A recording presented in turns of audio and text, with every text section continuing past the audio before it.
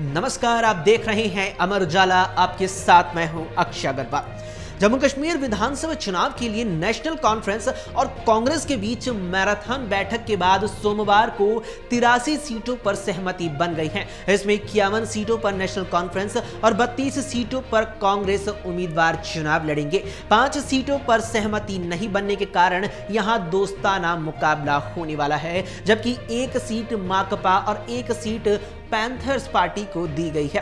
इस सहमति के बाद नेशनल कॉन्फ्रेंस ने 18 उम्मीदवारों की सूची का ऐलान कर दिया। पिछले कुछ वक्त से सीटों के बंटवारे पर फंसे पेच को सुलझाने के लिए दोनों दलों के बीच बैठक का पहला दौर दोपहर करीब 12 बजे शुरू हुआ। इसके बाद शाम 3 बजे तक कोई भी रास्ता नहीं निकला और फिर दूसरी बैठक का समय 4 बजे का दिया गया। पर 4 बजे के बाद जब कांग्रेस का कोई शीर्ष नेता फारूक के आवास नहीं पहुंचा तो गठबंधन होने या टूटने के बारे में अटकलों का बाजार गर्म होने लगा। लेकिन करीब शाम 6:30 बजे कांग्रेस के वरिष्ठ नेता केसी वेणुगोपाल, सलमान खुर्शीद, पवन खेड़ा और भारत सोलंकी फारूक के आवास पर पहुंचे और करीब 1 घंटे की बैठक के बाद सहमति बन ही गई। डॉक्टर फारूक अब्दुल्ला ने मीडिया कर्मियों को संबोधित करते हुए कहा कि राष्ट्रीय स्तर पर इंडिया गठबंधन का गठन लोगों को सांप्रदायिक आधार पर बांटने पर तुली ताकतों को दूर रखने के उद्देश्य से किया गया है।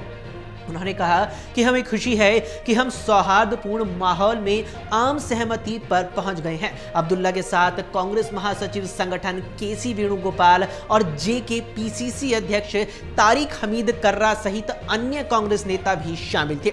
वेणुगोपाल ने कहा कि गठबंधन के पीछे सामान्य विचार का उद्देश्य कश्मीर की आत्मा को बचाना है, इसीलिए पार्टियां एकजुट होकर लड़ने और जम्मू कश्मीर में अगली सरकार बनाने के लिए एक साथ आई हैं।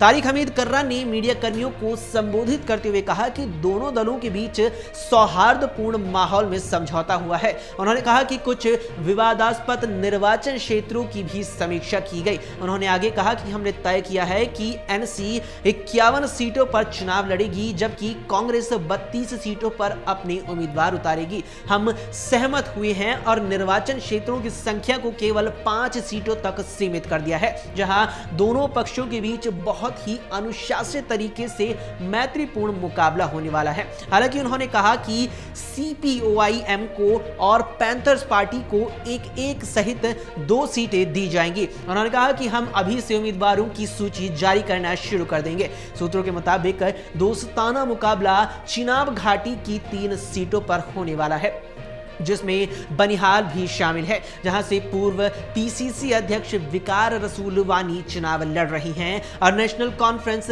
सज्जाद शाहीन को मैदान में उतारेगी। डोडा सीट पर एनसी खालिद नजीब सुहाद भारती को जनादेश देने की तैयारी है और कांग्रेस रियाज अहमद शेख को मैदान में उतार रही है और भद्रवाह सीट पर कांग्रेस पार्टी के उम्मीदवार नदीम शरीफ थे और अब नेशनल कॉन्फ्रेंस ने महबूब इकबाल को टिकट दिया है। मीडिया ने जब नेताओं से पूछा कि बीजेपी कांग्रेस और नेशनल कॉन्फ्रेंस के बीच गठबंधन पर सवाल उठा रही है, तो केसी वेणुगोपाल ने कहा कि ये वही पार्टी है जो पहले नेशनल कॉन्फ्रेंस और पीडीपी के साथ गठबंधन में थी। हालांकि उन्होंने कहा कि सरकार बनने के बाद एक न्यूनतम साझा कार्यक्रम होगा। हर राजनीतिक दल का अपना एक एजेंडा होता है और एजेंडे के ऊपर मुद्दों को उठाने से काम नहीं चलेगा। उन्होंने ये भी कहा कि बीजेपी ने लोगों को लगातार ही धोखा दिया है। अभी के लिए इतना ही। देश और दुनिया की तमाम खबरों के लिए आप देखते रहें अमर उजाला। अगर आप ये वीडियो YouTube पर देख रहे हैं तो हमारे चैनल को सब्सक्राइब करें और बेल आइकन को दबाना ना भूलें। अगर आप Facebook पर ये वीडियो देख रहे हैं तो हमारे पेज को लाइक करें।